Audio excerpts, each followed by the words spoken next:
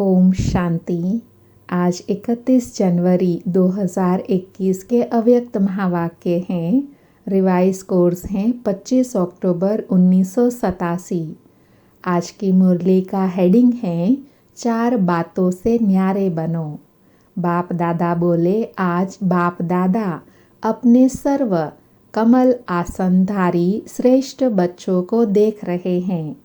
कमल आसन ब्राह्मण आत्माओं की श्रेष्ठ स्थिति की निशानी है।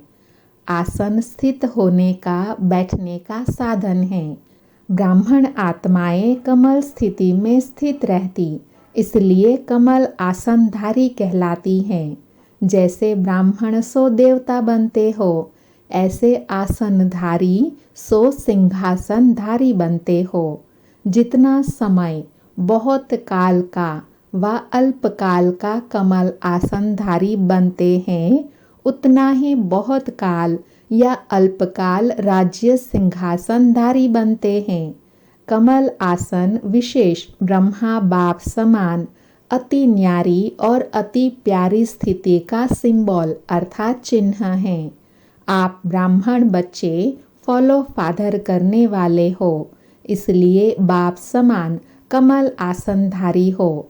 अति न्यारे की विशेषता है, वह बाप और सर्व परिवार के अति प्यारे बनेंगे। न्यारा अर्थात चारों ओर से न्यारा। उसमें पहला है अपने देह भान से न्यारा।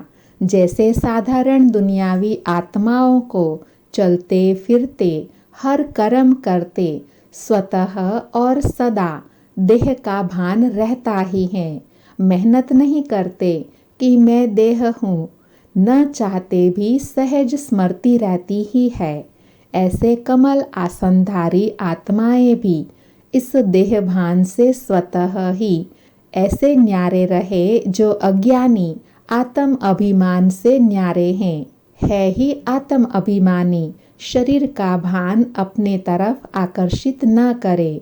जैसे ब्रह्मा बाप को देखा, चलते फिरते फरिश्ता रूप व देवता रूप स्वतः स्मृति में रहा, ऐसे नेचुरल देही अभिमानी स्थिति सदा रहे। इसको कहते हैं देह भान से न्यारे। देह भान से न्यारा ही परमात्मा प्यारा बन जाता है। दूसरा न्यारा इस देह के जो सर्व संबंध हैं, दृष्टि से, वृत्ति से, कृति से, सब से न्यारा। देह का संबंध देखते हुए भी स्वतः ही आत्मिक देही संबंध स्मृति में रहे। इसलिए दीपावली के बाद भैया दूज मनाया ना। जब चमकता हुआ सितारा व जगमगाता अविनाशी दीपक बन जाते हो, तो भाई भाई का संबंध हो जाता है। आत्मा के नाते भाई भाई का संबंध और साकार ब्रह्मावंशी ब्राह्मण बनने के नाते से भाई बहन का श्रेष्ठ शुद्ध संबंध स्वतः ही स्मृति में रहता है। तो न्यारापन अर्थात देह और देह के संबंध से न्यारा। तीसरा न्यारा देह के विनाशी पदार्थों में भी न्यारापन। अगर कोई भी पदार्थ किसी भी कर्म इंद्रियों को विचलित करता है, अर्थात आसक्ति भाव उत्पन्न होता है, तो वह न्यारापन नहीं रहता। संबंध से न्यारा फिर भी सहज हो जाते, लेकिन सर्व पदार्थों की आसक्ति से न्यारा अनासक्त बनने में रॉयल रूप की आसक्ति रह जाती है। सुनाया था ना कि आसक्ति का स्पष्ट रूप इच्छा है। इसी इच्छा का सूक्ष्म महीन रूप है अच्छा लगना। इच्छा नहीं है, लेकिन अच्छा लगता है। यही महीन रूप अच्छा के बदले इच्छा का रूप भी ले सकता है। तो इसकी अच्छी रीति चेकिंग करो कि यह पदार्थ अर्थात अल्पकाल सुख के साधन आकर्षित तो नहीं करते। कोई भी साधन समय पर प्राप्त न हो तो सहज साधना अर्थात सहज योग की स्थिति डगमग तो नहीं होती है। कोई भी साधन के वश आदत से मजबूर तो नहीं होते। क्योंकि यह सर्व पदार्थ अर्थात साधन प्रकृति के साधन हैं, तो आप प्रकृति जीत अर्थात प्रकृति के आधार से न्यारे कमल आसनधारी ब्राह्मण हो। माया जीत के साथ साथ प्रकृति जीत भी बनते हो। जैसे ही माया जीत बनते हो तो माया बार बार भिन्न भिन्न रूपों में ट्रायल करती हैं कि मेरे साथी माया जीत बन रहे हैं, तो भिन्न भिन्न पेपर लेती हैं।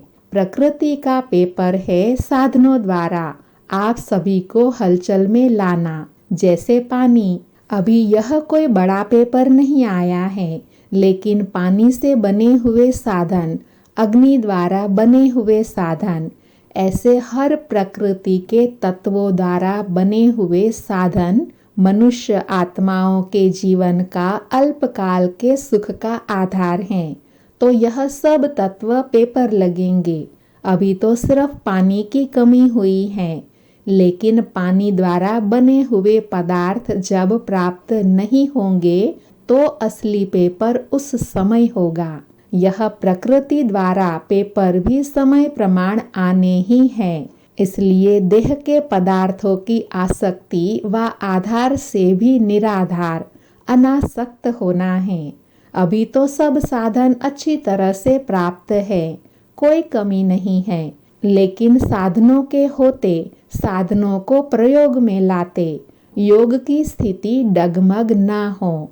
योगी बन प्रयोग करना, इसको कहते हैं न्यारा।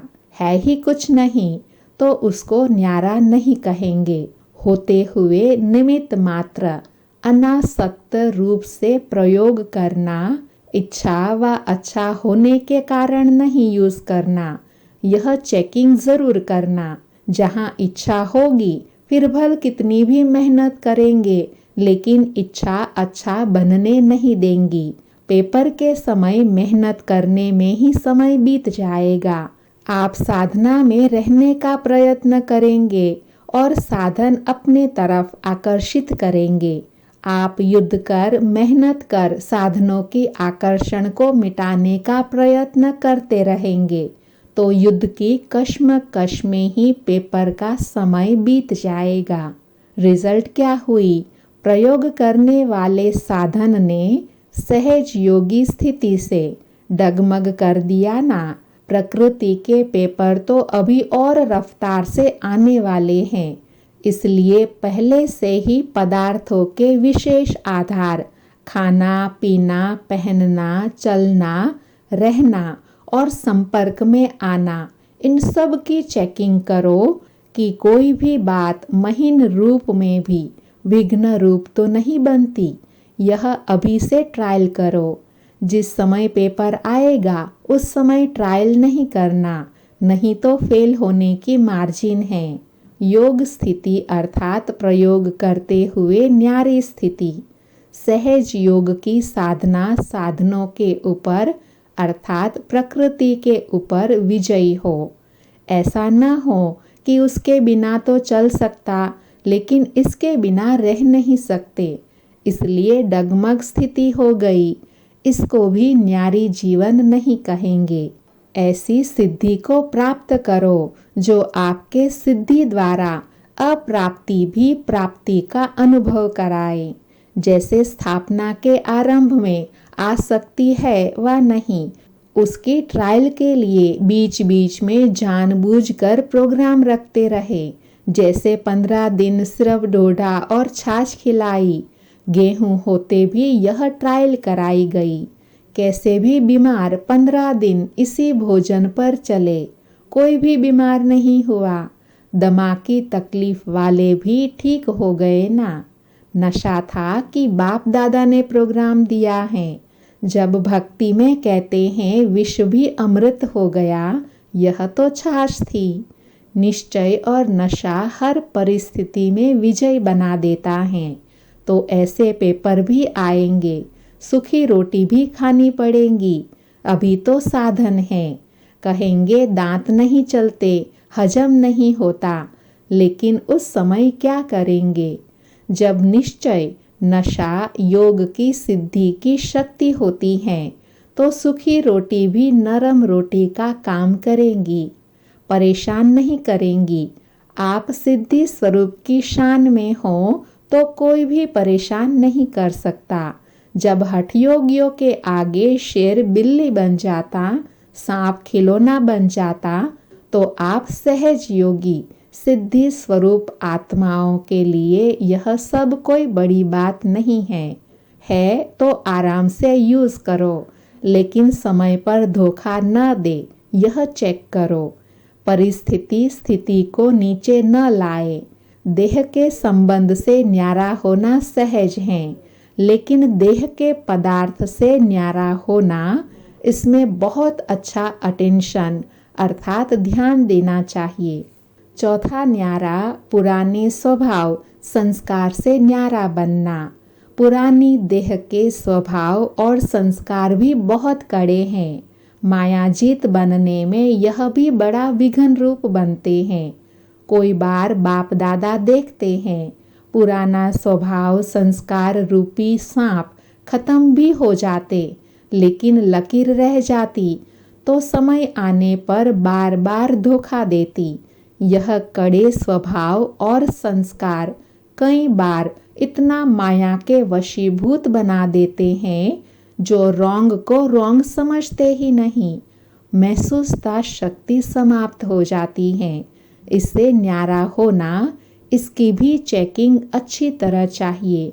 जब महसूसता शक्ति समाप्त हो जाती है, तो और ही एक झूठ के पीछे 1000 झूठ अपनी बात को सिद्ध करने के लिए बोलने पड़ते हैं। इतना परवश हो जाते हैं। अपने को सत्य सिद्ध करना, यह भी पुराने संस्कार के वशीभूत की निशानी है। एक है यथार्थ बात स्पष्ट करना, दूसरा है अपने को जिद से सिद्ध करना।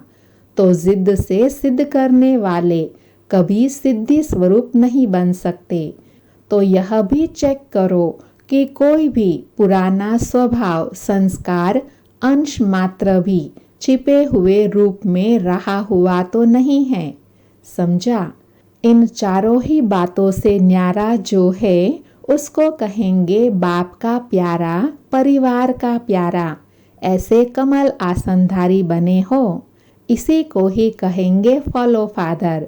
ब्रह्मा बाप भी कमल आसनधारी बने, तब नंबर 1 बाप के प्यारे बने, ब्राह्मणों के प्यारे बने, चाहे व्यक्त रूप में, चाहे अभी अव्यक्त रूप में। अभी भी हर एक ब्राह्मण के दिल से क्या निकलता है? हमारा ब्रह्मा बाबा। यह नहीं अनुभव करते कि हमने तो साकार में देखा नहीं, लेकिन नैनों से नहीं देखा, दिल से देखा, बुद्धि के दिव्य नेत्रों द्वारा देखा, अनुभव किया। इसलिए हर ब्राह्मण दिल से कहता, मेरा ब्रह्मा बाबा। यह प्यारेपन की निशानी है। चारों ओर के न्यारेपन ने विश्व का प्यारा बना दिया। तो ऐसे ही चारों ओर के न्यारे और सर्व के प्यारे बनो। समझा? गुजरात समीप रहता है, तो फॉलो करने में भी समीप है। स्थान और स्थिति दोनों में समीप बनना, यही विशेषता है। बाप दादा तो सदा बच्चों को देख हर्षित होते हैं। अच्छा, चारों ओर के कमल आसनधारी न्यारे और बाप के प्यारे बच्चों को सदा माया जीत, प्रकृति जीत, विशेष आत्माओं को सदा फॉलो फादर करने वाले वफादार बच्चों को बाप दादा का स्नेह संपन्न याद प्यार और नमस्ते। ऐसे संपन्न माया जीत, प्रकृति जीत बनाने वाले बाप दादा को भी हम सभी बच्चों की ओर से याद प्यार और नमस्ते। अभी अव्यक्त बाप दादा की सेवाधारी भाई बहनों से मुलाकात है। बाप दादा उन्हें बोले, जितना समय मधुबन में सेवा की, उतना समय निरंतर योग का अनुभव किया। योग टूटा तो नहीं। मधुबन में सेवाधारी बनना अर्थात निरंतर योगी, सहज योगी के अनुभवी बनना। यह थोड़े समय का अनुभव भी सदा याद रहेगा ना। जब भी कोई परिस्थिति आए तो मन से मधुबन में पहुंच जाना। तो मधुबन निवासी बनने से परिस्थिति व समस्या खत्म हो जाएंगी और आप सहज योगी बन जाएंगे। सदैव अपने इस अनुभव को साथ रखना, तो अनुभव याद करने से शक्ति आ जाएगी। सेवा का मेवा अविनाशी है। अच्छा, यह चांस मिलना भी कम नहीं है, बहुत बड़ा चांस मिला है। सेवाधारी अर्थात सदा बाप समान निमित्त बनने वाले, निर्माण रहने वाले। निर्माणता ही सबसे श्रेष्ठ सफलता का साधन है। कोई भी सेवा में सफलता का साधन नम्र भाव है, निमित्त भाव है। तो इन्हीं विशेषताओं से सेवा की। ऐसी सेवा में सदा सफलता भी है और सदा मौज है। संगम युग की मौज मनाई, इसलिए सेवा सेवा नहीं लगी। जैसे कोई मल्ल युद्ध करते हैं तो अपनी मौज से खेल समझकर करते हैं। उसमें थकावट व दर्द नहीं होता है, क्योंकि मनोरंजन समझकर करते हैं, मौज मनाने के लिए करते हैं। ऐसे ही अगर सच्चे सेवाधारी की विशेषता से सेवा करते हो तो कभी थकावट नहीं हो सकती। समझा? सदा ऐसे ही लगेगा जैसे सेवा नहीं लेकिन खेल कर रहे हैं। तो कोई भी सेवा मिले, इन दो विशेषताओं से सफलता को प्राप्त करना, नम्रता भाव और निमित्त भाव। इससे सदा सफलता स्वरूप बन जाएंगे।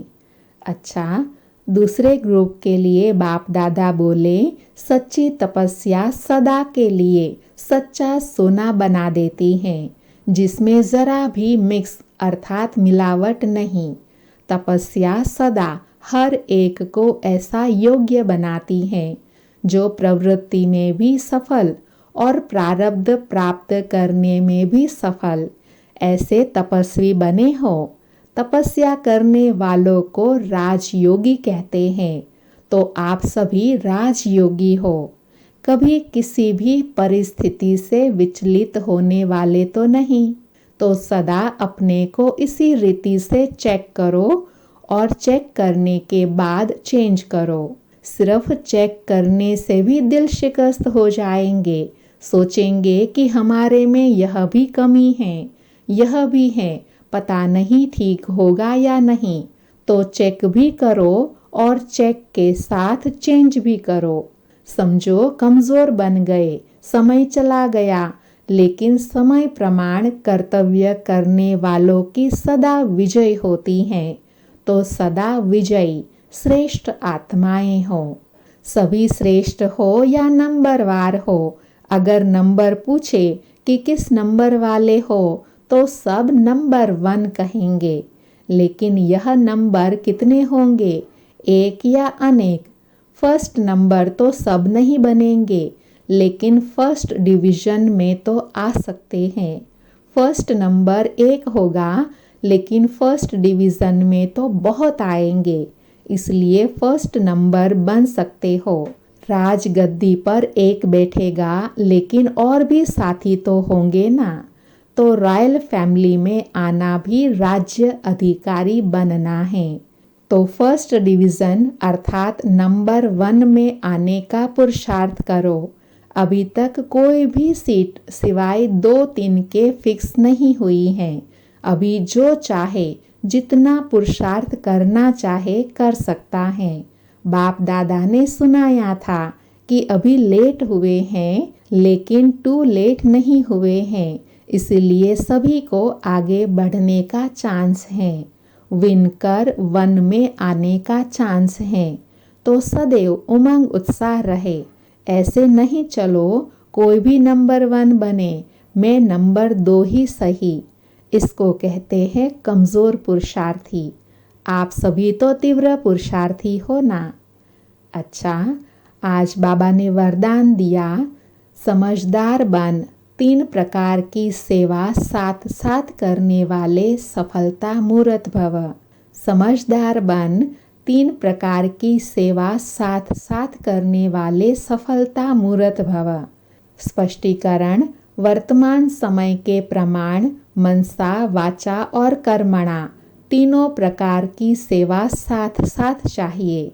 वाणी और कर्म के साथ मनसा शुद्ध संकल्प व श्रेष्ठ वृत्ति द्वारा सेवा करते रहो तो फल फलीभूत हो जाएगा, क्योंकि वाणी में शक्ति तब आती है जब मनसा शक्तिशाली हो, नहीं तो बोलने वाले पंडित समान हो जाते, क्योंकि तोते मुवाफिक पढ़कर रिपीट करते हैं।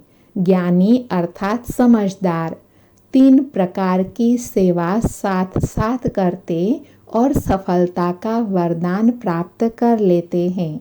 स्लोगन: अपने बोल, कर्म और दृष्टि से शांति, शक्ति व खुशी का अनुभव कराना ही महान आत्माओं की महानता है। अपने बोल, कर्म और दृष्टि से शांति, शक्ति व खुशी का अनुभव कराना ही महान आत्माओं की महानता है। अच्छा, ओम शांति। शुक्रिया बाबा, शुक्रिया।